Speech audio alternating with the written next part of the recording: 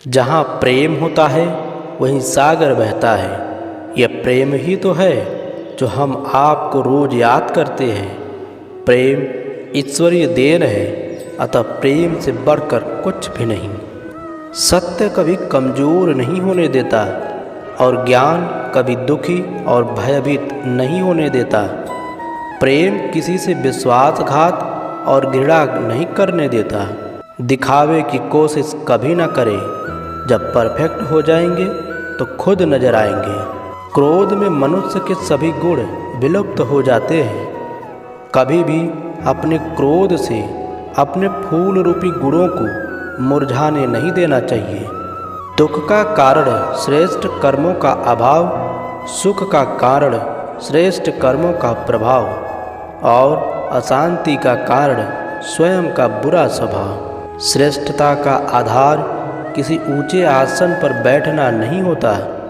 श्रेष्ठता का आधार हमारी ऊंची सोच पर निर्भर करता है। झूठ किसी भी संबंध का अंत करने में अहम भूमिका निभाता है, क्योंकि सच आज नहीं तो कल सामने आ ही जाता है।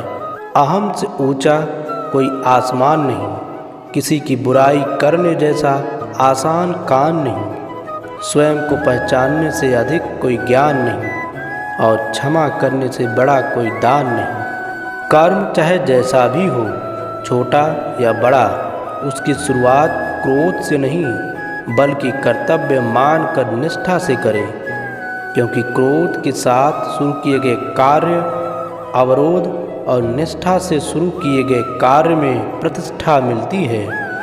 यदि पद और पैसा ही आपकी संपत्ति है तो एक दिन इसका अंत है। यदि मान और सम्मान आपकी संपत्ति है तो यह अनंत है। सम्मान हमेशा समय और स्थिति का होता है, पर लोग उसे अपना समझ लेता है। जरूरी नहीं कि कुछ गलत करने से ही दुख मिले। हद से ज़्यादा अच्छे होने की भी कीमत चुकानी पड़ती है। लोग कितनी आसानी से कह देते हैं, रात गई बात गई। उनको कौन बताए? मन पर लगने वाली बातों को मिटाने में रात नहीं, जीवन छोटी पड़ जाती है।